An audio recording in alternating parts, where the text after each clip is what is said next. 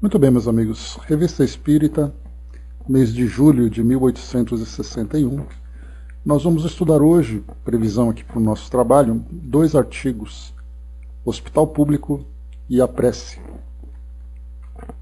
Esse Hospital Público, o título Hospital Público, no original, ele era chamado de L'Hôtel Dieu, né? Ou seja, o Hotel de Deus, que era, na verdade, uma expressão utilizada para essas instituições que tinham correspondência com as nossas Santa Casa de Misericórdia, né? Das santas casas que nós temos aqui pelo Brasil afora. Então, o Hospital Público era essa Santa Casa, né? Então, com esse título, é uma mensagem recebida pelo senhor Didier, lá que era médium da sociedade. Vamos lá. É bem interessante porque o teor dessa mensagem, ele é um teor muito mais fenomênico do que um conteúdo filosófico, né? Mostrar para nós aqui um trabalho dos espíritos para mostrar, né, as possibilidades que existem nas comunicações, né? Então vamos a ela, que é bem interessante também a mensagem, né? Traz ali, embora chame a nossa atenção esse aspecto mais técnico, né? A parte literária também é bem interessante para nós. Vamos lá. Bom dia, dona Miriam. Uma noite de inverno eu seguia o cais sombrios que confinam Notre-Dame. Como bem o compreendeu um poeta, é um bairro do desespero e da morte. Essa região sempre foi, desde o Pátio dos Milagres até o necrotério, o receptáculo de todas as misérias humanas. Hoje, que tudo se desmorona, esses imensos monumentos da agonia que o homem chama santas casas de misericórdia, talvez venham a cair também. Eu olhava essas luzes embaciadas que varam paredes sombrias e me dizia: quantas mortes desesperadas, que fossa comum do pensamento, que traga diariamente tantos corações mudados, tantas inocências gangrenadas. É lá que têm morrido tantos sonhadores, poetas, artistas ou sábios. Há um pequeno corredor em ponte sobre o riacho que corre pesadamente. É por ali que passam os que não vivem mais. Os mortos são levados, então, para outro edifício, em cuja fachada deveriam escrever como na porta do inferno: aqui não há mais esperança. Efetivamente, é aí que o corpo é recortado para servir à ciência, mas é também aí que a ciência subtrai à fé o menor vestígio da esperança. Presa de tais pensamentos, eu havia dado alguns passos, mas o pensamento vai mais rápido que nós. Fui alcançado por um rapaz, pálido e tiritando de frio, que sem cerimônia pediu fogo para o cachimbo. Era um estudante de medicina. Dito e feito. Eu também fumava e tabulei conversa com o desconhecido. Descorado, magro e enfraquecido pelas vigílias, fronte vasta e olhos tristes, tal era, à primeira vista, o aspecto desse homem. Parecia pensativo e eu lhe comuniquei meus pensamentos. Acabo de dissecar, disse ele, mas só encontrei a matéria. Ah, meu Deus, acrescentou ele com um sangue frio glacial, se quiserdes vos desembaraçar da estranha doença cognominada de crença na imortalidade da alma, e de ver diariamente como eu dissolver-se com tanta uniformidade essa matéria que chamamos de corpo, e de ver como se apagam esses cérebros entusiastas, esses corações generosos ou degradados, e de ver se o nada que os apanha não é o mesmo em todos. Que loucura acreditar. Perguntei-lhe a idade. Tenho 24 anos, disse ele. Agora devo deixar-vos, porque faz muito frio. Ao vê-lo afastar-se, perguntei a mim mesmo: é isso o resultado da ciência? Continuarei. Quem assina essa mensagem é Gerard Nerval. Bom dia, soldado. Bom dia, Osmar. Então, só para a gente lembrar, o Gerard de Nerval, ele tem se comunicado, né, se comunica com uma certa frequência na revista Espírita, né, através dos médiuns e tudo mais. E só para lembrarmos, o Gerard de Nerval é o pseudônimo de Gerard Labrune. Ele encarnou em 1808 e desencarnou em 1855, portanto era contemporâneo de Kardec. Ele foi um escritor francês do século XIX. Então ele escrevia poesias e sátiras políticas. Estou pegando aqui no site atelier.com.br um trechinho da biografia dele. E ele escreveu muitos livros, né? E depois que ele desencarnou, isso é algo interessante para nós, e ele começa a se comunicar na sociedade, ele começa a trazer mensagens de um conteúdo moral bastante significativo. E por isso Kardec, então, sempre demonstrava, né, essa satisfação de publicar, né, o material que ele trazia através dos médiuns da sociedade. Bom, ele trouxe para nós, então, essa pequena crônica, vamos dizer assim, né? Já que crônica traz para nós ali comentários, né, do cotidiano das pessoas, né? E no caso aqui, ele traz essa crônica de uma pessoa despretensiosa passando ali naquela região de Paris, e aí então veio com esse jovem que era médico e após, né, trabalhar ali na dissecação de cadáveres, né, fazendo ali autópsias ou qualquer coisa parecida, ele questionava exatamente isso, né? Onde estão os cérebros dos entusiastas e os corações generosos ou degradados das pessoas, né, depois de você simplesmente abrir o corpo e perceber que ali só tem matéria. E aí no final ele coloca aqui, né? Ao vê-lo afastar-se, perguntei a mim mesmo, é isso o resultado da ciência? Ou seja, é transformar a percepção das pessoas em algo tão pequeno e tão frio como a matéria? Né? Porque a ciência, como a gente conversou inclusive ontem, né, no nosso estudo do Livro dos Espíritos, lá na introdução, Kardec travava, né, aquela discussão, aquele debate, digamos assim, com os cientistas, os materialistas, porque emitiam opinião criticando o Espiritismo por trazer para nós essa nova visão do mundo espiritual, simplesmente baseados nos seus métodos, sem que a ciência tivesse condições de transcender, né, do mundo físico para o mundo espiritual.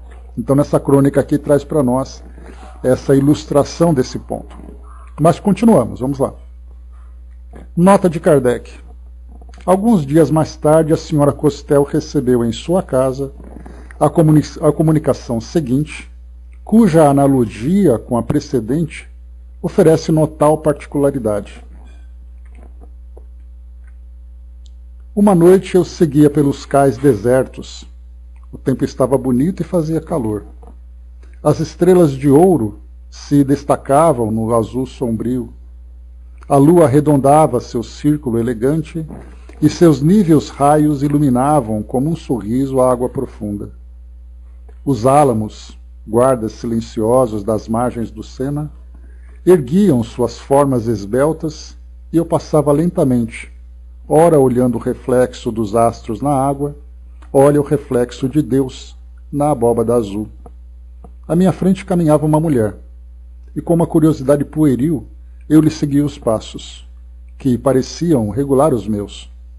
Caminhamos assim durante muito tempo.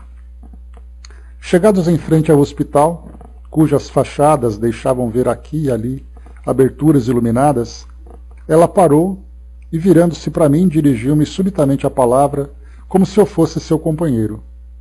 Amigo, perguntou ela, crês que os que aqui sofrem mais da alma que o corpo? Ou crês que a dor física extingue a centelha divina? Creio, respondi eu, profundamente surpreendido, que para a maioria dos infelizes que a esta hora sofrem e agonizam, a dor física é o descanso e o esquecimento de suas misérias humanas. Tu te enganas, amigo, retomou ela, sorrindo gravemente. A doença é a suprema angústia para os deserdados da terra, para os pobres, os ignorantes e os abandonados. Ela só deixa no esquecimento os que, semelhantes a ti, não sofrem senão a nostalgia dos bens sonhados e só conhecem as dores idealizadas, coroadas de violetas. Quis falar, ela fez sinal que me calasse, e erguendo a branca mão para o hospital, disse: ali se agitam infelizes que calculam o número de horas roubadas pela doença ao seu salário.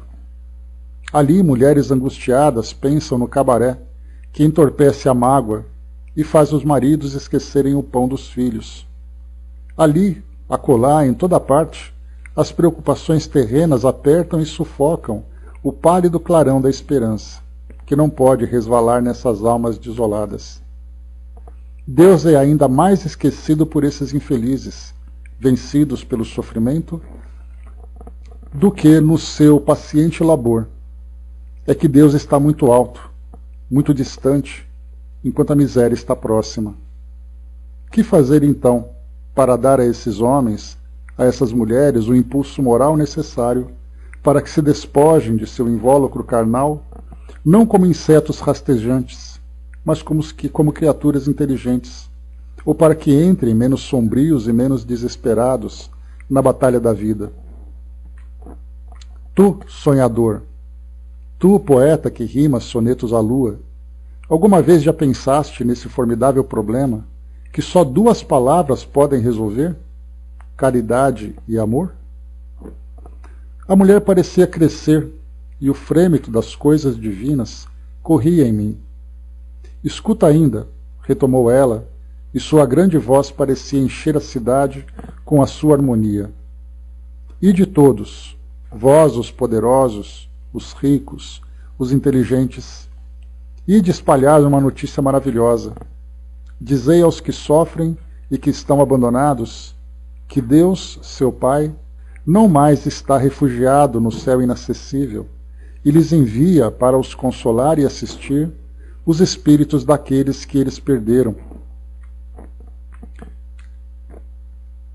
Que seus pais, suas mães, seus filhos, curvados à sua cabeceira e lhes falando a língua conhecida, ensinar-lhes-ão que além da tumba brilha uma nova aurora, semelhante a uma nuvem que dissipa os males terrenos. O anjo abre os olhos de Tobias, que por sua vez o anjo do amor abra as almas fechadas dos que sofrem sem esperança. E dizendo isso, a mulher tocou levemente minhas pálpebras e eu vi, através das paredes do hospital, os espíritos, puras chamas que faziam resplandecer as salas desoladas. Sua união com a humanidade se consumava, e as chagas da alma e do corpo eram pensadas e aliviadas pelo bálsamo da esperança. Legiões de espíritos, mais inumeráveis e mais brilhantes que as estrelas, pulsavam de sua frente, como vapores impuros, o desespero, a dúvida, e do ar, da terra, do rio, escapava uma só palavra: o amor. Fiquei muito tempo imóvel e transportado para fora de mim mesmo. Depois as trevas invadiram novamente a terra. O espaço tornou-se deserto. Quando olhei ao meu redor, a mulher não mais estava. Um grande tremor agitou-me e fiquei indiferente ao que me cercava. Desde essa noite chamaram-me de sonhador e de louco. Oh, que doce e sublime loucura a de crer no despertar do túmulo! Mas como é pungente e estúpida a loucura que mostra ao nada como única compensação de nossas misérias, como única recompensa às virtudes obscuras e modestas.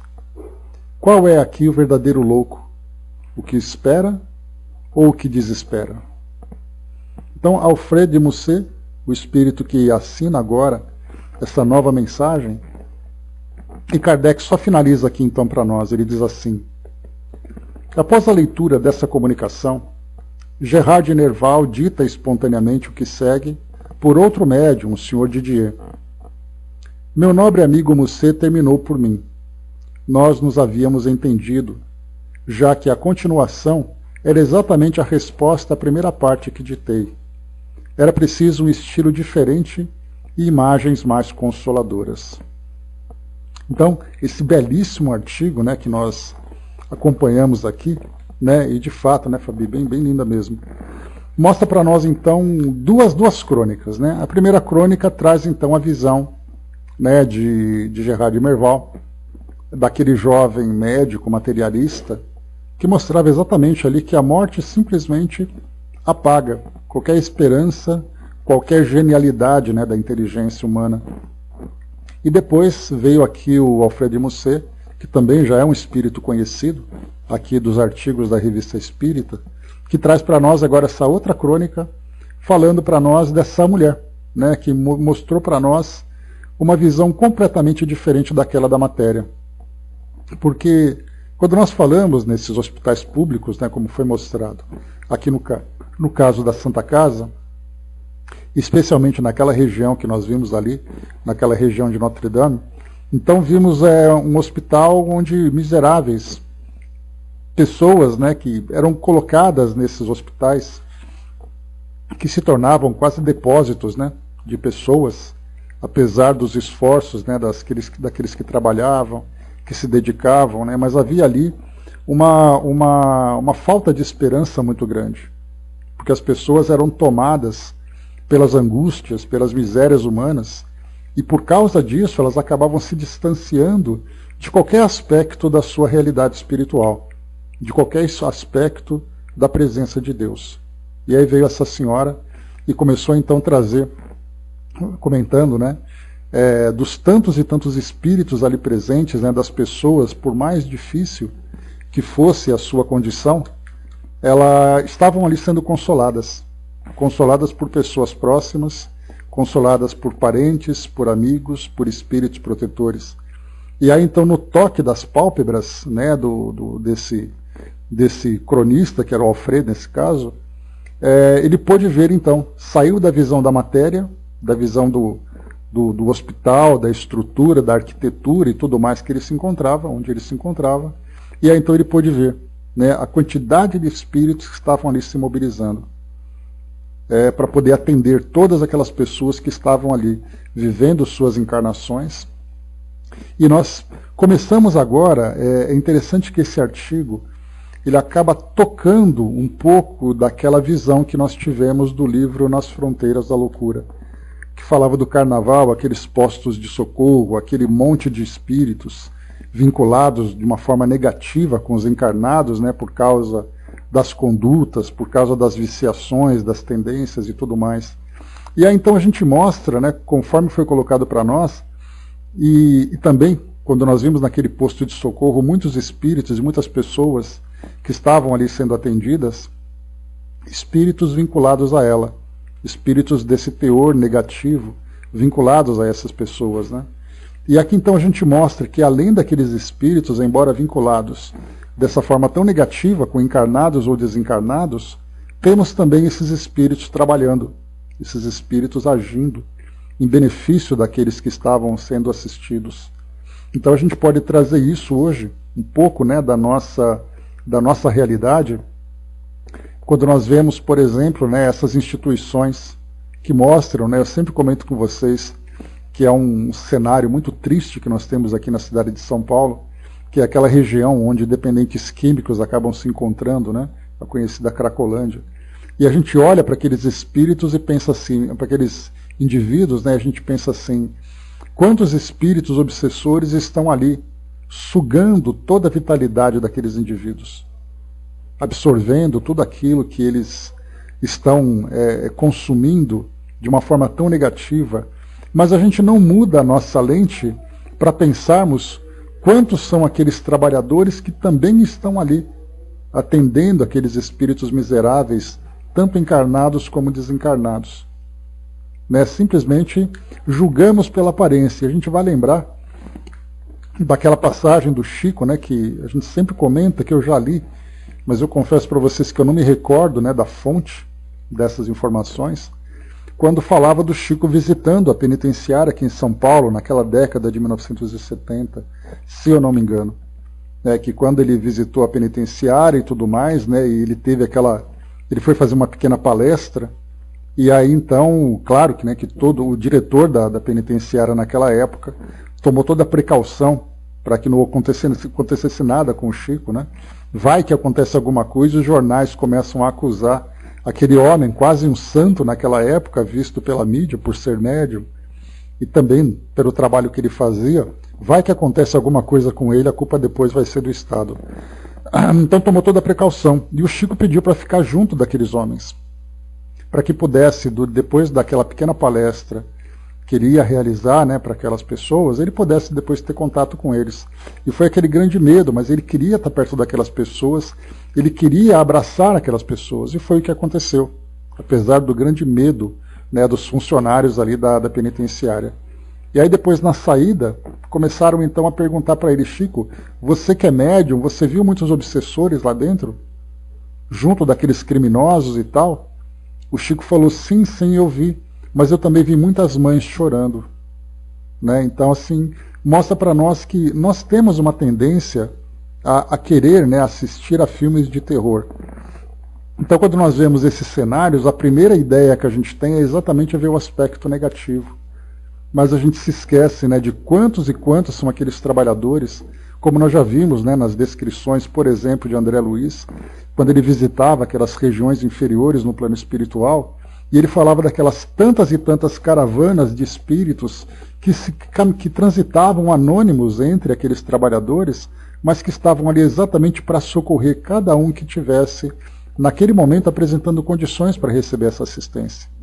Então aqui entre nós encarnados acontece da mesma forma, no meio de guerras, no meio de conflitos, no meio de tragédias, no meio desses cenários urbanos que nós encontramos, né, de tanta degradação, de tanto sofrimento, nós encontramos ali também equipes espirituais trabalhando.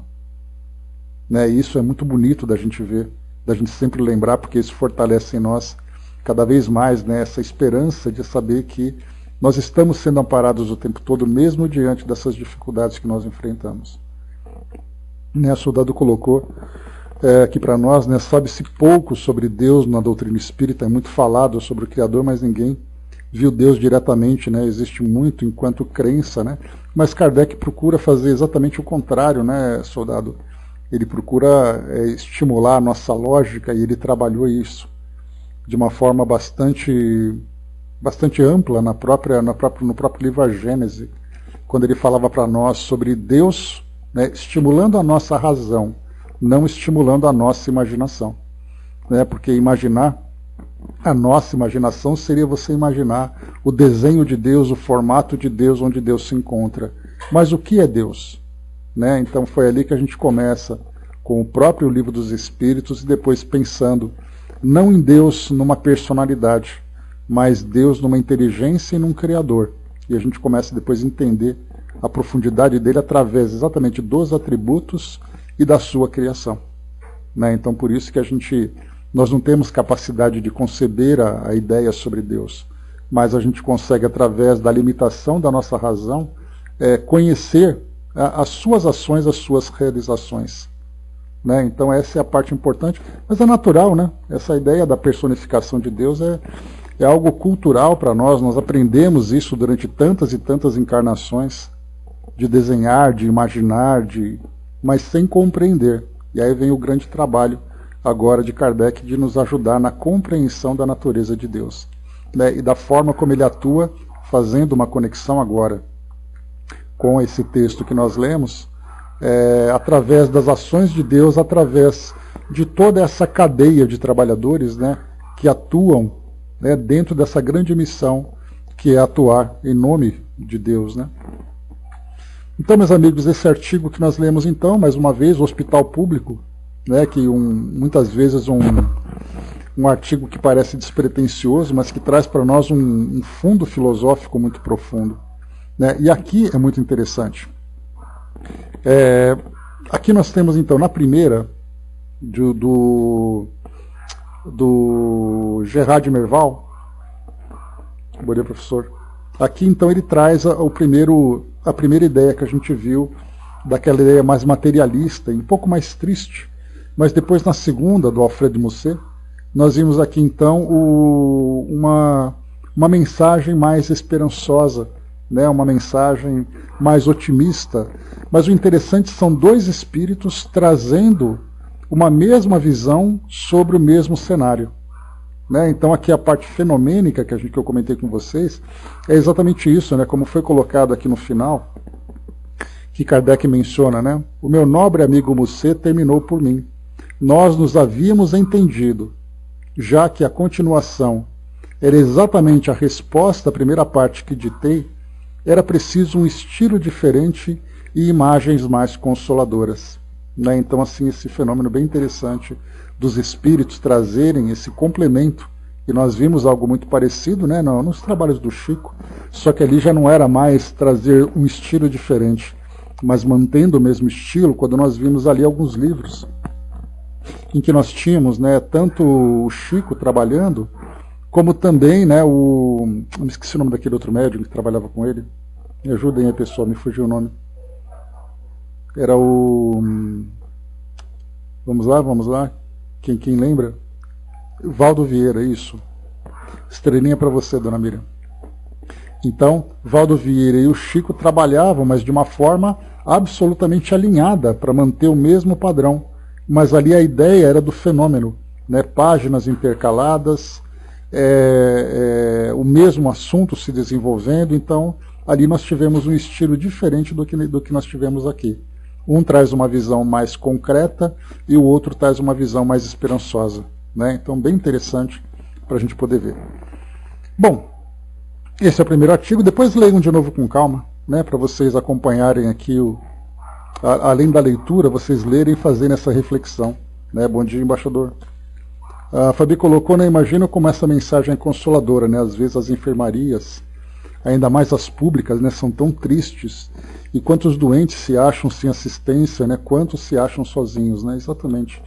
Né? Então isso não apenas, né, Fabi, que eu coloquei para vocês no hospital, mas nessas regiões, né, de penitenciárias, de lugares de concentração de toxicômanos, lugares assim abandonados, né, de regiões do nosso país, do nosso mundo, completamente desoladas, né, mas na verdade ali tem uma atuação muito forte de muitos espíritos, especialmente vinculados àqueles que trazem, né, uma conexão, né, com o mundo espiritual. Uma vez uma assistente social me disse que muitas pessoas morrem de solidão e não de doença, né? Se todos pudessem saber, né, que temos assistência e muito amor em nosso redor, né, isso também nos estimula, de certa forma, nos estimula a fazer esse trabalho social, né, de fazer com que grupos de encarnados estejam junto daquelas pessoas para fazerem essa ponte, né, entre o mundo espiritual e o mundo físico. Porque enquanto esses pacientes não conseguem perceber o mundo espiritual, são esses encarnados que vão exatamente fazer essa conexão. Né? Quanto mais desolado materialmente, mais assistência de Jesus. Exatamente isso. Angelino trouxe para nós, né? Deus está pertinho de todos vós, mas muitos não o percebem. Ele está em vossos corações e em vossas mentes. No silêncio o encontrareis. Né? Obrigado pela presença. Então é exatamente isso. Né? A gente precisa ainda, né, se espiritualizar muito para irmos além dos nossos sentidos. Né? Porque os sentidos fazem com que a gente veja o mundo material e a sua realidade. E é uma realidade muito triste. Né? Mas quando a gente começa a ir além e desenvolver essa nossa sensibilidade, a gente passa a ver o mundo como o local onde nós estamos, mas que não é parte da nossa realidade, porque a nossa realidade é a do Espírito. E Deus está sempre presente junto de nós, né? Então temos que silenciar para poder conversar com Deus, porque aqui dentro de nós existe muito barulho, muito ruído, infelizmente, né? Muito bem. Próximo artigo, meus amigos. A prece. É um artigo que foi enviado à sociedade, enviada pelo senhor Sabó, de Bordeaux. Uma nota de rodapé diz aqui para nós. Deixa eu pegar aqui. Há 3 grafias na revista, né? Sabó, Sabó, Sabó. Ficamos com a primeira por saber de todas a mais frequentemente citada nesta obra. Exatamente, embaixador. Então, a prece. Diz assim para nós a mensagem. Tempestade de paixões humanas, que abafais os bons sentimentos, de que todos os espíritos encarnados trazem uma vaga intuição no fundo da consciência. Quem acalmará a vossa fúria? É a prece, que deve proteger os homens contra o fluxo desse oceano, cujo seio encerra os monstros horrendos do orgulho, da inveja, do ódio, da hipocrisia, da mentira, da impureza, do materialismo e das blasfêmias.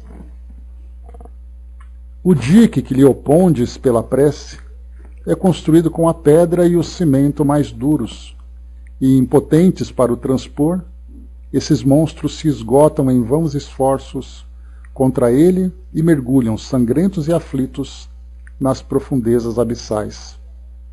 Ó prece do coração, invocação incessante da criatura ao Criador, se conhecessem tua força, quantos corações arrastados pela fraqueza teriam recorrido a ti no momento da queda. Tu és o precioso antídoto que cura as chagas, quase sempre mortais, que a matéria abre no espírito, fazendo correr em suas veias o veneno das sensações brutais. Mas como é restrito o número dos que oram bem. Acreditais que depois de haver consagrado grande parte do vosso tempo a recitar fórmulas que aprendestes, ou a lê-las em vossos livros, tereis merecido bastante de Deus? Desiludi-vos. A boa prece é a que parte do coração. Não é prolixa. Apenas de vez em quando deixe escapar seu grito a Deus em aspirações, em angústias e em rogativas de perdão, como a implorar que venha em nosso socorro e os espíritos bons a levem aos pés do Pai justo, pois esse incenso é para ele de agradável odor. Então, ele os envia em grupos numerosos para fortalecer os que oram bem contra o espírito do mal. Assim, tornam-se fortes como rochedos inabaláveis. Vêm quebrar-se contra eles as vagas das paixões humanas, e como se comprazem nessa luta que os deve cumular de méritos, constroem, como Alcione, seus ninhos em meio às tempestades. Então Fénelon assina para nós essa prece, esse artigo, falando sobre a prece, né, que é exatamente ali a nossa grande protetora. Eu acho, né, e aqui vai uma pequena tentativa de especulação lá para os nossos amigos do plano espiritual, que no plano espiritual nós devemos ter um curso de prece.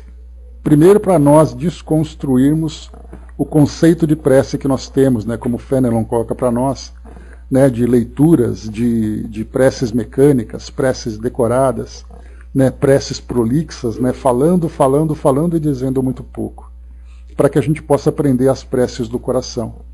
Eu me recordo de uma passagem do livro Céu Azul, né, que é um livro muito parecido com o Nosso Lar, só que trazendo como personagem um jovem de 20 e pouquinhos anos, que havia desencarnado, né, ele tinha um câncer no joelho, se eu não me engano, e esse câncer acabou depois sendo ali a causa da sua desencarnação pela metástase, né? Então, ele chegando no mundo espiritual, ele foi acolhido numa colônia voltada para jovens. Isso começou no joelho e depois se espalhou pelo corpo todo. E quando ele estava, né, nessa primeira fase mais complicada da sua doença, ele acabou ficando acamado e começou a ler sobre a doutrina espírita, né? E começou a aprender sobre tudo isso. Aí ele chega no plano espiritual e encontra outros jovens com motivos diferentes, com histórias diferentes, né? Então ele começou a se adaptar e a se envolver também nas atividades, sendo convidado, né, a participar de outras atividades e coisa e tal. E tem uma pequena passagem nesse livro em que ele vai para uma reunião de jovens e que é como se eles estivessem dentro de uma cúpula de vidro. Né, uma cúpula é aquela meia-lua, né, que você coloca aquela capa, só que era uma meia-lua vibracional. E para você entrar nesse grupo, para você entrar nessa sala, você precisaria passar por essa cúpula fluídica, né, E para isso você precisava estar na mesma sintonia. E era interessante que quando ele tentava entrar, ele esbarrava como se fosse uma parede de vidro. Não conseguia. Então, para isso, ele tinha os amigos que começavam a trazer para ele algumas orientações em que ele precisava mudar o padrão vibratório dele. E para isso ele tinha que fazer entrar num estado de concentração, num estado de meditação, para que pudesse, até o momento em que ele conseguiu. Que foi ali alguns minutos, né, em que ele procurava conhecer aquele lugar, né? Então ele precisava fazer essa mudança. Então, para nós, no plano espiritual, fazer prece, primeiro que é algo que é notório para quem se encontra no plano espiritual. Você percebe a pessoa num estado de prece porque a sua própria vibração se transforma. Então não é aquela prece em que nós fechamos os olhos, falamos, mas vibracionalmente, mentalmente, nós não estamos ali no mesmo padrão que aquela prece mereceria. Mas no plano espiritual é diferente, porque o corpo fluídico reage àquilo que nós produzimos mentalmente. O corpo fluídico se transforma conforme o padrão do nosso pensamento também se transforma. Então eu fico imaginando, né, dos esforços que nós precisamos fazer. E da mesma forma, pelos próprios espíritos, né, que são ali os instrutores, os nossos amigos espirituais, que vão ali nos trazendo orientações para que a gente aprenda a fazer prece.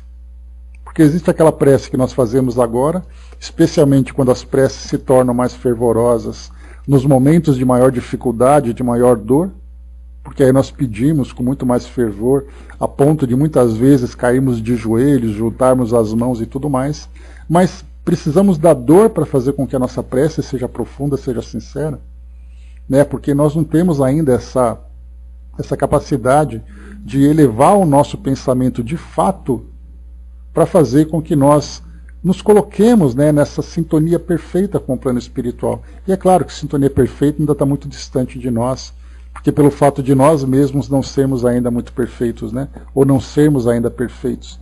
Mas é uma lição que a gente vai aprendendo aos poucos, né, uma transformação que vai acontecendo gradualmente, né, e para isso, por isso que Kardec dedicou, não é à toa que ele colocou lá no final, no capítulo 28 ou capítulo 29, não me recordo, lá do Evangelho segundo o Espiritismo, onde nós temos ali o estudo sobre a prece. Então não é simplesmente ali uma prece decorada. Kardec procura trazer uma introdução, fazer ali um estudo sobre o poder da mente, sobre a importância da prece, os objetivos da prece, traz algumas sugestões de prece para poder ajudar aqueles que precisam, mas nós precisamos aprender a fazer prece. Né? Capítulo 28, obrigado, professor. A Dilma colocou, né, uma vez, há pouco tempo, liguei para minha tia em Saquarema, às 18h10. Ela atendeu o telefone, me deu uma bronca, né? Não está vendo que eu estou rezando o terço? Não é fácil não, né, Dilma? Não é brincadeira. Então, assim, nós temos ainda essa dificuldade de entendermos qual é exatamente o papel da prece. De vermos que a prece não é apenas ali aquele momento de petições. Né? Porque, como lembram os próprios espíritos, a prece serve para nós como pedido, como agradecimento, mas especialmente como louvor. Mas o que mais se intensifica nos nossos objetivos junto à prece, infelizmente ainda para nós, são os momentos do pedido.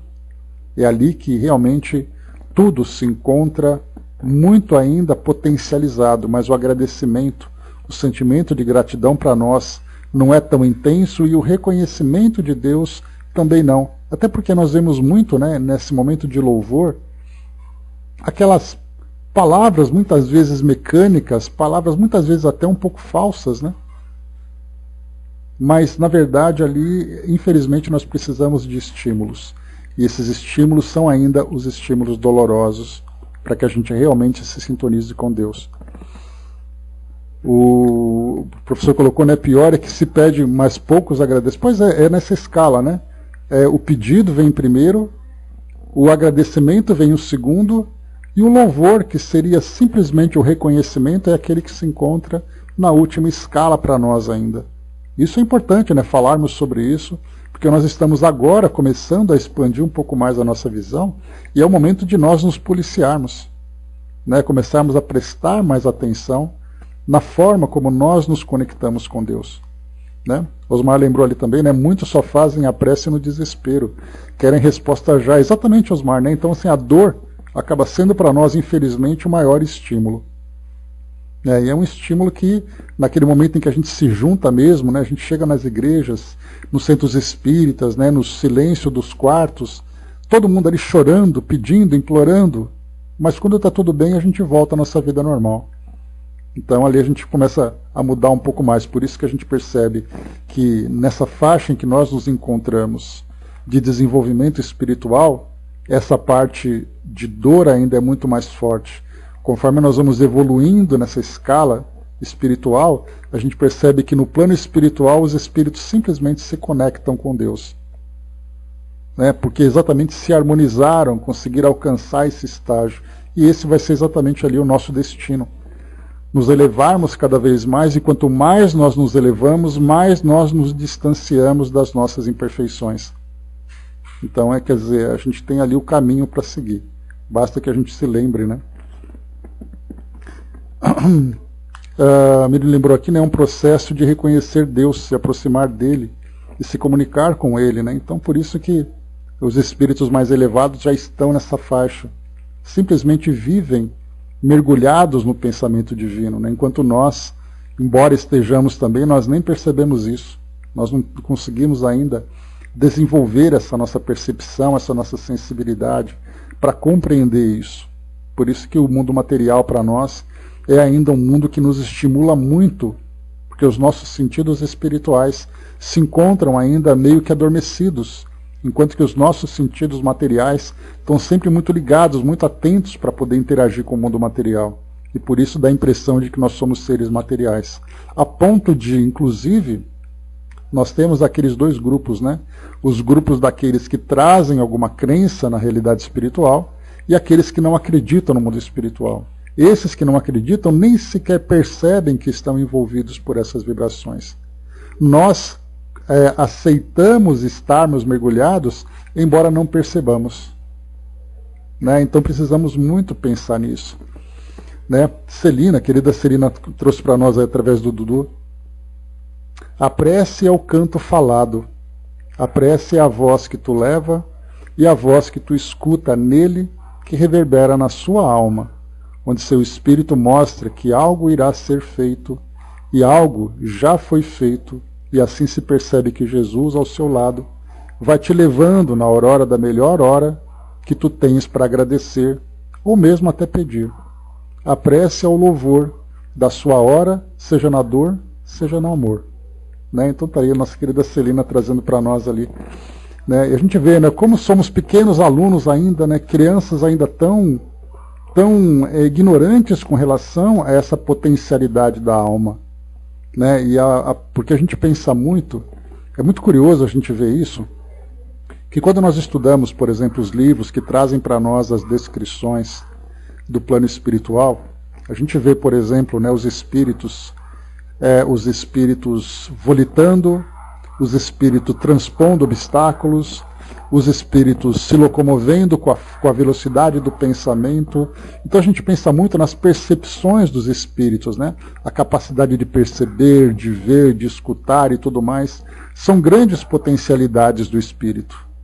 Mas a maior potencialidade que ele tem é exatamente a capacidade de se elevar em pensamento e se conectar com Deus. Mas para nós isso não tem relevância, porque nós ainda estamos pensando da mesma forma que nós pensamos de uma forma material. Então eu me desloco rapidamente aqui no mundo físico. Eu penso em me deslocar no plano espiritual. Eu vejo aquilo que se encontra à minha volta. Eu fico pensando no que eu sou capaz de ver no plano espiritual. Então a gente transfere para a nossa condição espiritual aquilo que nós temos de potencial físico, potencial humano. E nós buscamos no plano espiritual as potências, entre aspas agora, físicas do espírito no plano espiritual. E a gente não pensa exatamente nessa capacidade sublime que é se elevar e se conectar com Deus. A gente acha que isso não é uma capacidade. E por isso nós vemos, quando estudamos nos relatos, no caso que nós vimos até recentemente, lá Nas Fronteiras da Loucura, naqueles momentos em que o Dr. Bezerra de Menezes ficava naquele estado naquele estado de prece. Quando ele fazia ali os pedidos, pedidos de auxílio, né, para aquelas tarefas que estavam sendo realizadas, quando ele então até mudava, né, a gente via ali que no momento, naquela passagem em que aqueles jovens, né, sofreram aquele acidente e caíram naquele pequeno pântano, naquele pequeno charco que tinha ali, e ali eles desencarnaram daquela forma tão triste. Aquela turba de espíritos bastante inferiorizados, né, bastante viciosos, e queriam absorver os fluidos daqueles jovens que desencarnaram. A equipe espiritual chegou ali então, Dr. Bezerra, Filomeno de Miranda e mais outros trabalhadores, e eles então passaram a sofrer ameaças, né, porque os espíritos queriam atacar aqueles jovens e também atacar aquele grupo. O Dr. Bezerra de Menezes entrou num estado de prece e ele passou a irradiar aquela luz poderosa, afugentando aquele grupo. E a gente não vê isso como um potencial, a gente vê isso como um poder. Como se estivesse assistindo a um filme de heróis na atualidade, né, vendo ali um mutante tendo a capacidade de proteger e coisa e tal. E na verdade é uma potência que o espírito tem, de mudar o seu padrão vibratório, de elevar o seu padrão vibratório. Enquanto a gente fica com o pensamento ainda muito focado nas nossas potencialidades físicas. Primeira coisa que a gente pensa, o espírito não precisa dormir, o espírito não precisa se alimentar, ele se desloca rapidamente. Olha só quantos poderes o espírito tem. Mas essa sua capacidade de se elevar vibracionalmente, essa potencialidade que ele tem de conversar fluidicamente com Deus, isso para nós não é um poder, porque nós fazemos uma similaridade entre aquilo que nós somos físicos, encarnados, e aquilo que nós passamos a ser como desencarnados. Né? O Hermes lembrou ali, lembra-me nos primórdios dessa linda sala, eu fui chamado de preceiro, pois é, né? Naquela época em que a gente fazia os intercâmbios aqui, né? Muito legal. O soldado lembrou ali também, né? Valorizo mais a proatividade para o crescimento espiritual, embora a prece seja importante, né? A prece acaba sendo uma consequência, né? Então, a Miriam colocou, né? A vibração também atua sobre os que estão desequilibrados, né? Então, porque nada é desperdiçado. Então a gente vai lembrar sempre, né, dessa capacidade que nós temos de trabalhar os nossos pensamentos, de trabalhar as nossas vibrações, de trabalhar principalmente os nossos sentimentos. Naqueles momentos de dificuldade, naqueles momentos de desespero, naqueles momentos de alegria, né? Então a capacidade de transformar vem exatamente de nós, mas infelizmente nós precisamos ainda de muita assistência. Nós vemos, por exemplo, no trabalho que nós, né, trazendo para vocês aqui um pouco de conhecimento, né, no nosso trabalho de preces do Espiritismo.net, nós vemos ali muitas, mas são muitas as pessoas que nos escrevem pedindo prece. Ou seja, nós atribuímos a outras pessoas, né, essa função de fazer uma prece por nós, porque nós não somos capazes de ainda exercer esse nosso potencial. E aí então outros fazem os pedidos, outros acabam trabalhando para aquelas pessoas que elas próprias precisam fazer esse trabalho. Né? Então esse que é a diferença que nós encontramos ainda. A Miriam lembrou, né? Não seria uma luta do bem contra o mal, apenas do bem está sendo presente, né? Que ainda a gente tem essa ideia de lutas entre classes, né? Vamos dizer assim. A Angelina colocou: a sintonia com Deus não é impossível, mas precisamos do silêncio, da disciplina, do equilíbrio e, acima de tudo, acreditar. Né? Então é o principal para todos nós. Bom, muito bem, meus amigos. Né? Então nós vimos aqui, né? Pois é, entre todos e todos, tudo e todos. Né? Então é isso, meus amigos. Nós finalizamos aqui então esse segundo artigo. Eu não vou entrar aqui ainda no terceiro, porque só para a gente lembrar, nós finalizamos agora essa